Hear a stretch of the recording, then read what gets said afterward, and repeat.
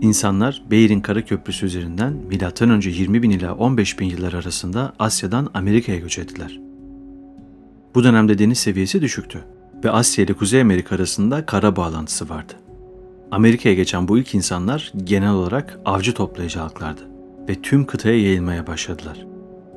M.Ö. 11.000 civarında buzullar erimeye başladı ve bu sebepten deniz seviyesi yükseldi. Beyr'in Kara Köprüsü tamamen su altında kaldı ve karayolu bağlantısı sona erdi. Arktik bölgedeki ilk Paleo-Eskimo kültürleri 8.000 yıl önce ortaya çıktı. Bu halklar daha önce Amerika'ya göç etmiş avcı toplayıcı grupların torunlarıydı. Onlar aylar süren gündüz ve gecelerin hüküm sürdüğü buz ve rüzgarla şekillenen Arktik topraklarda eksi 50 santigrat derece yaşayan soğuklarda binlerce yıldır hayatta kalmayı başardılar. Tarım yapmanın imkansız olduğu bu zor coğrafyada atalarından edindikleri bilgileri kullanıp avlanarak beslendiler. O dönemde kışları taş ve kemikle inşa edilmiş, üzeri hayvan derileriyle kaplı barınaklarda yaşıyorlardı. İglo'nun keşfedilmesine daha binlerce yıl vardı. Isınmak için dışarı çıkıp odun toplayamıyorlardı. Çünkü Arktik bölgelerde ağaç yetişmez. Tundra bölgeleri bitki örtüsü bakımından yalnızca küçük çalılardan ve otlardan oluşur. Eskimoların ataları olan Paleo-Eskimo halkı 8.000 yıl önce doğadaki sınırlı kaynakları kullanarak soğuğa karşı çözümler geliştirdiler. Çünkü sadece beslenmek için değil, ısınmak için de avlanmak zorundaydılar. O dönemde hayvan yağlarını açık ateşte veya deniz kabuklarından yapılmış basit ocaklarda kullanıyorlardı. Kullandıkları yağlar son derece verimli bir enerji kaynağıydı ve uzun süre yanarak barınaklarını sıcak tutuyordu. Ayrıca rengeyi ve misk öküzü gibi hayvanların etleri ve yağları ile de beslenme ihtiyaçlarını karşılıyorlardı. Bu hayvan yağları aynı zamanda vücutlarının soğukta enerji üretmesini ve sıcaklık dengesini kurmalarını sağlıyordu. 8.000 yıl önce bu insanların soğuğa karşı biyolojik adaptasyon mekanizmaları daha da güçlüydü. Bilindiği üzere soğuk ortamlarda eller ve ayak parmaklarındaki damarlar daralır. Bu da vücut merkezine daha fazla kan akışı sağlayarak hayati organların ısısını korur. Bu mekanizma sayesinde eller ve ayak parmakları gibi uç bölgeler soğur. Ancak kalp, beyin gibi yaşamsal organlar korunur. Eskimolar, Samiler, Sibirya halkları gibi soğuk bölgelerde yaşayan topluluklarda bu mekanizma daha verimli ve kontrollü çalışır. Bu insanlar ilginç bir şekilde damarlardaki kan akışını kısa süreliğine açıp kapatarak eller ve ayaklardaki donmayı önleyebilir. Eskimo halkı ile özdeşleşen balina ve morse avları 8.000 yıl önce yapılamıyordu. Bu hayvanları avlayıp etlerinden ve yağlarından faydalanabilmeleri için daha 7.000 yıl beklemeleri gerekiyordu. Çünkü ne denize açılmak için tekneleri vardı ne de balina ve morseları avlayabilecek ekipmana ve avcılık tekniklerine sahiptiler. Balinaları ve morseları avlamak için büyük ve dayanıklı zıpkınlar gerekir. Morslarda 8 ila 10 santim kalınlığa ulaşan deri altı yağ tabakası balinalarda 30 santime kadar ulaşır. O dönemde kullandıkları mızraklar kalın yağ tabakalarını delip hayati organlara ulaşacak kadar dayanıklı değildi. Kullandıkları av mızrakları daha çok kara hayvanları için uygundu. Deniz memelileri için geliştirilmiş zıpkınlar ancak milattan sonra 1000 civarı ortaya çıkacaktı. Bu dönemde yaşayan Eskimoların ataları olan Paleo-Eskimo halkları hayatta kalmak için hayvanların göç yollarını takip ediyorlardı. Göçebe yaşam tarzları büyük ölçüde av hayvanlarının hareketlerine bağlıydı. Fakat bu onları zorlu hava koşullarında uzun mesafeler yürümek zorunda bırakıyordu. Özellikle ren geyikleri, misk öküzleri, foklar ve diğer av hayvanlarının mevsimsel göç yolları yaşamlarını şekillendiren en önemli faktörlerden biriydi. Ren geyikleri yaz aylarında tundra bölgelerine göç eder, kış aylarında ise daha korunaklı orman sınırlarına yakın yerlere çekilirlerdi.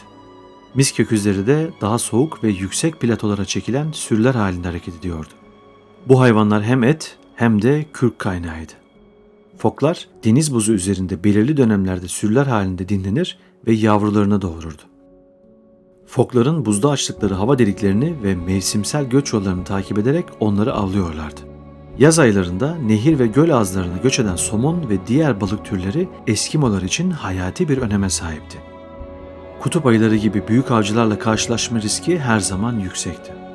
Çünkü kutup ayıları da av hayvanlarını takip eden yırtıcılar oldukları için zaman zaman avcılarla aynı rotalarda buluşabiliyorlardı. Bu nedenle kutup ayıları hem bir tehlike hem de zorunlu durumlarda bir av kaynağıydı. Kutup ayısı avı ancak hayatta kalmak için başka bir seçenek kalmadığında tercih ediliyordu. Kutup ayısının eti yüksek kaloriliydi ve uzun süre enerji sağlayabiliyordu. Ancak eti dikkatle tüketilmeliydi. Çünkü karaciğeri aşırı miktarda A vitamini içeriyordu ve fazla tüketildiğinde ölümcül zehirlenmelere yol açabiliyordu. Kalın postu giysi ve battaniye yapmak için kullanılıyordu. Kutup ayısı kürkü Arktik koşullarda rüzgar ve soğuğa karşı en iyi koruyuculardan biriydi. Bu vahşi yırtıcı saatte 40 km hızla koşabilir ve çok güçlü pençelere sahiptir. Bu nedenle kutup ayısını avlamak büyük bir cesaret göstergesi olarak kabul edilirdi ve bunu başaran avcılar kahraman olarak görülürdü. Bazen de avcılar kutup ayısı için bir av haline gelirdi. 8.000 yıl önce Paleo-Eskimo halkları muhtemelen hiç mamut sürüsüyle karşılaşmadılar. Aslında mamutların bu dönemde nesli tamamen tükenmemişti. Sibirya'daki izole bir adada 2000 yıl daha yaşayacaklardı. Ancak Paleo-Eskimo halklarının yaşadığı Arktik bölgelerde mamutların büyük çoğunluğu 2000 yıl önce zaten yok olmuştu. Bu sebepten Paleo-Eskimo halklarının beslenme zincirinde mamutların olmadığı sonucuna varıyoruz. Onlar C vitamini ihtiyaçlarını karşılamak için yaz aylarında yaban mersini, karayılan üzümü, kızılcık gibi tundrada yetişen meyveleri tüketiyorlardı. Kışın ise durum farklıydı. Fok, balık, rengeyi ve diğer av hayvanlarının taze çiğ eti bu soğuk dönemde onların C vitamini ihtiyacını karşılıyordu. Özellikle çiğ balık ve çiğ rengeyi karaciğeri yüksek miktarda C vitamini içerir. Pişirme işlemi C vitaminini yok edebileceğinden eti çiğ veya az pişmiş halde tüketiyorlardı.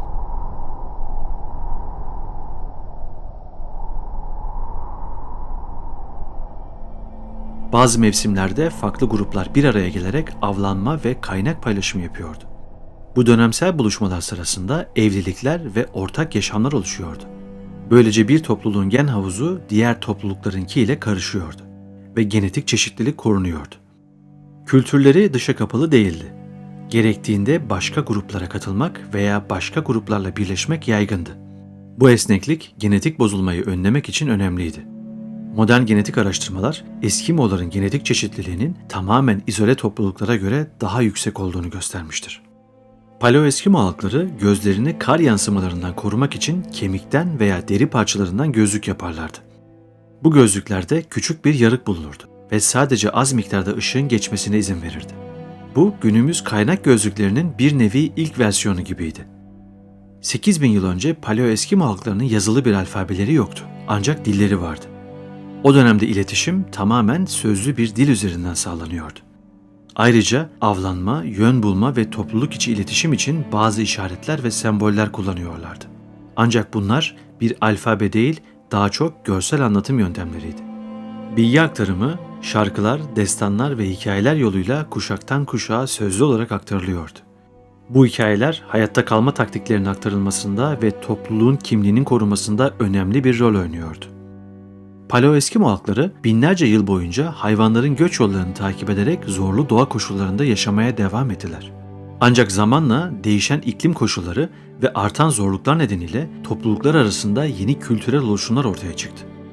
MÖ 500'lere gelindiğinde bu dönüşümün sonucu olarak Dorset kültürü ortaya çıktı.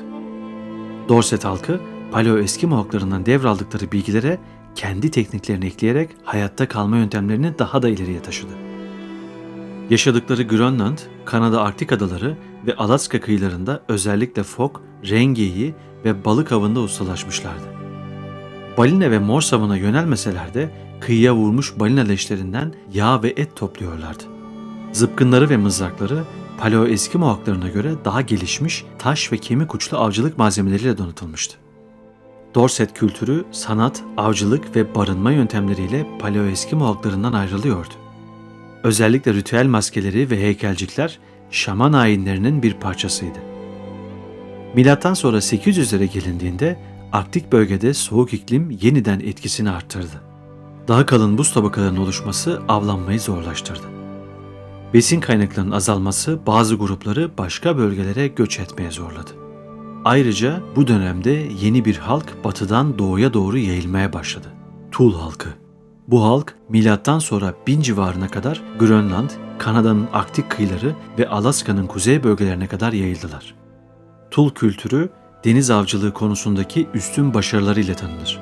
Onları diğer Paleo-Eskimo halklarından ayıran en önemli özellikleri büyük deniz memelilerini avlayabilecek gelişmiş ekipmanlara sahip olmalarıydı. Büyük deniz memelilerini avlamak için Umiyak adında geniş ve dayanıklı tekneler geliştirmişlerdi. Bu geniş ve dayanıklı tekneler ahşap iskelet ve su geçirmez balina derileriyle kaplanıyordu. Peki ağaç yetişmeyen tundra bölgelerinde ahşabı nereden buluyorlardı? Bilim insanları Umiyak teknelerine ait arkeolojik kalıntıları inceleyerek Tul halkının kullandığı ağaçların ladin, huş ve sedir gibi dayanıklı ağaçlardan oluştuğunu keşfetti. Bu ağaçlar Sibirya, Alaska ve Kanada'nın kuzey ormanlarında yetişiyordu. Muhtemelen kopan kütükler deniz ve nehir akıntıları sayesinde Arktik kıyılarına ulaşıyordu. 10-15 kişilik bir ekip balina avında geniş ve dayanıklı Umiyak teknelerini kullanıyordu. Bunun yanı sıra kıyıya yakın sularda hızlı ve etkili avlar yapabilmeleri için kayak adındaki tek kişilik ve hafif tekneleri geliştirdiler. Bu küçük tekneler ince deriyle kaplı iskeleti sayesinde suyun üzerinde hızla kayabiliyordu. Kayak ve Umiyak gibi araçlar deniz memelisi avında kullanılan dünyadaki ilk özel teknelerden biri olarak kabul edilir. Balina, mors ve fok avında kullanılan dayanıklı taş ve kemikten yapılmış büyük zıpkınlar geliştirdiler. Özellikle büyük balinaları avlayıp yağlarını ve etlerini uzun süre sakladılar. Tul halkı büyük balinaların av sırasında batmasını önlemek için av zıpkınlarına şişme torbalar bağladı. Bu torbalar fok ve balina derisinden yapılıyor ve içleri hava ile dolduruluyordu. Bu sayede avladıkları hayvan suyun üzerinde kalıyordu. Bu yöntem modern şamandıra sistemine benzeyen erken bir buluştu ve deniz memelisi avında devrim niteliğindeydi. Balina yağı kış boyunca barınakları ısıtmak için temel enerji kaynağıydı. Kudlik adındaki yağ lambası Tul halkı tarafından geliştirildi ve yaygın bir şekilde kullanıldı. Aslında Kudlik'in prototipleri Paleo-Eskimo ve Dorset halklarında basit biçimlerde görülse de bu lambanın tam anlamıyla gelişmiş bir forma kavuşması Tul kültüründe gerçekleşti. Kudlik yapımında genellikle sert taşlar kullanıyorlardı. Bu taşların içine fok yağı veya balina yağı dolduruluyordu. Ayrıca fitil olarak yosun, kurutulmuş otlar veya hayvan kılı kullanıyorlardı. Kudlik, barınakların daha dayanıklı, verimli ve uzun süreli ısınması, aydınlatılması ve bazı yiyeceklerin pişirilmesi için kullanılıyordu. Kudlik, Inuit kültürünün önemli bir parçası olarak günümüze kadar ulaşmıştır. Tul halkı, iglo olarak bilinen kar evlerini geliştiren ve yaygın şekilde kullanan bir topluluktu. İglo, tamamen sıkıştırılmış sert kar bloklarından yapılırdı.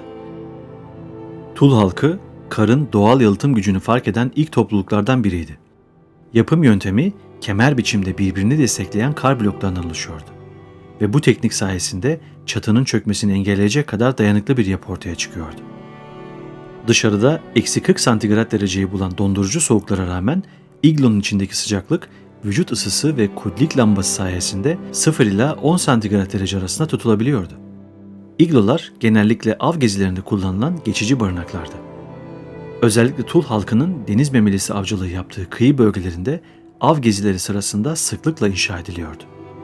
Ani hava değişimlerinde hızla inşa edilebilmeleri hayatta kalma mücadelesinde önemli bir avantaj sağlıyordu. Ancak uzun süreli konaklamalarda yarı yer altına inşa edilen taş temelli barınaklar tercih ediliyordu. İglonun yapımında kullanılan kar blokları yoğun hava boşlukları içerdiği için mükemmel bir yalıtım malzemesiydi. Giriş kısmı genellikle düşük tutulur, böylece içerideki sıcak havanın dışarı çıkması önlenirdi. Bazı iglolarda bir dış giriş ve soğuk havayı dışarıda tutan alçak bir iç giriş bulunurdu. Tul halkının geliştirdiği bu kar evleri modern Inuit halkı tarafından da kullanılmaya devam etti. İglo, taş barınaklara ve hayvan derisinden yapılan çadırlara kıyasla pratik bir seçenekti. İglolar, zor koşullarda dayanıklılığı ve sıcağı korumasıyla hayatta kalma mücadelesinin simgesi haline geldi.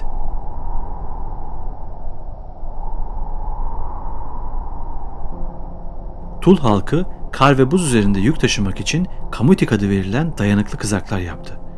Bu kızaklar hayvan kemiklerinden ve ahşaptan yapılmıştı. Deri iplerle çekilen bu kızaklar fok ve balina derileriyle kayganlaştırılıyordu. Tul halkının kamutikleri ağır yükleri uzun mesafeler boyunca taşıyabilecek şekilde dayanıklıydı. Modern kızak tasarımlarının kökeni de buraya dayanmaktadır. Tul halkının yaşadığı bölgelerdeki ren geyikleri evcilleştirilmemişti. Geyikler yabani sürüler halinde yaşıyorlardı ve kontrol altına alınmaları zordu. Ren geyikleri mevsimsel olarak göç eden hayvanlardı. Bu nedenle sabit bir şekilde bir kızak ekibi olarak kullanılması mümkün değildi. Tul halkı büyük ve güçlü kızak köpekleri yetiştiriyordu.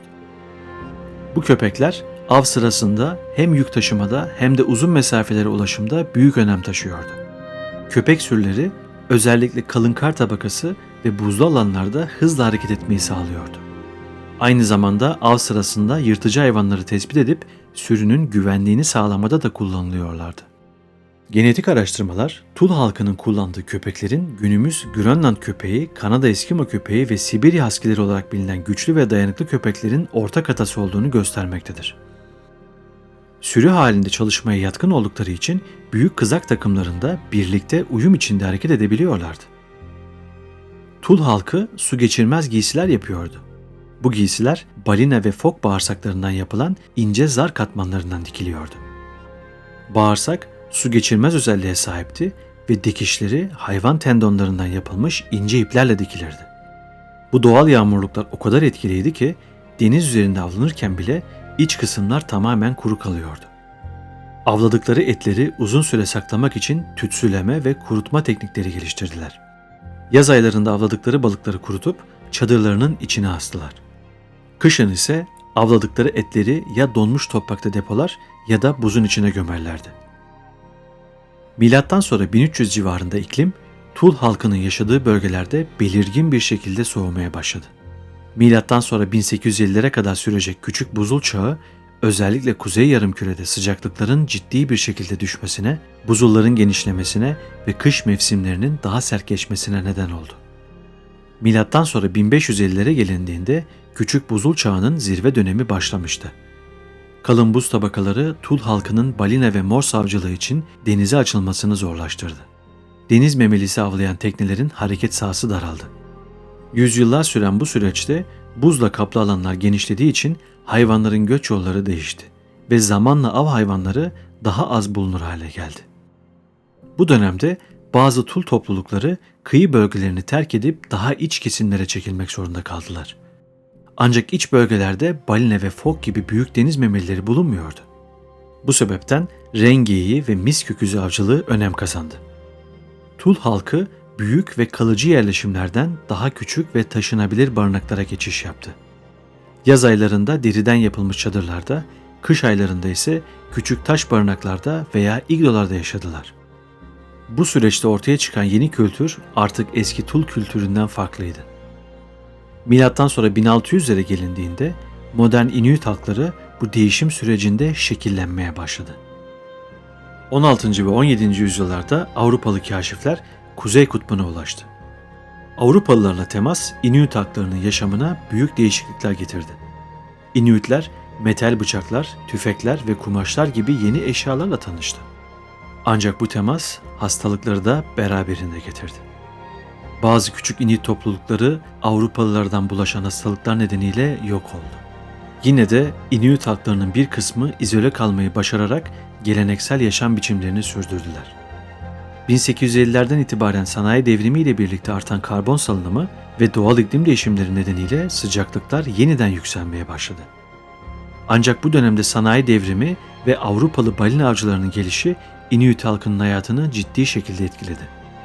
Avrupalılar ticari balina avcılığına başladı ve balinaların popülasyonunu azalttı. Bu durum Inuitlerin geleneksel av kaynaklarını ciddi şekilde sarstı. Inuit halkının bir kısmı Avrupa mallarına ve ticarete bağımlı hale geldi. Ancak birçok topluluk avcılık bilgilerini kullanarak modern koşullara uyum sağlamayı başardı. 20. yüzyılın başlarında Kanada ve Grönland'daki hükümetler Inuit halklarını yerleşik yaşam biçimine zorlamak için asimilasyon politikaları uyguladı. Inuit çocukları zorla yatılı okullara gönderildi ve kendi dilleri konuşmaları yasaklandı. 1960'lardan itibaren Inuit halkları kimliklerini ve kültürel miraslarını korumak için siyasi mücadeleye başladılar. 1999 yılında Nunavut adı verilen yeni bir Inuit yönetim bölgesi kuruldu. Günümüzde Inuit halkları Kanada, Grönland, Alaska ve Çukotya bölgelerinde yaşamaktadır. Geleneksel kültürlerini korumak için modern dünyaya uyum sağladılar. Şimdi onlar Modern balıkçılık ekipmanları, motorlu kızaklar ve modern barınaklar kullanıyorlar. Ancak Tuğ halkının torunları onların geleneksel bilgilerini, avlanma tekniklerini ve barınma yöntemlerini günümüzde bile yaşatmaktadır. Bir sonraki videoda görüşmek üzere.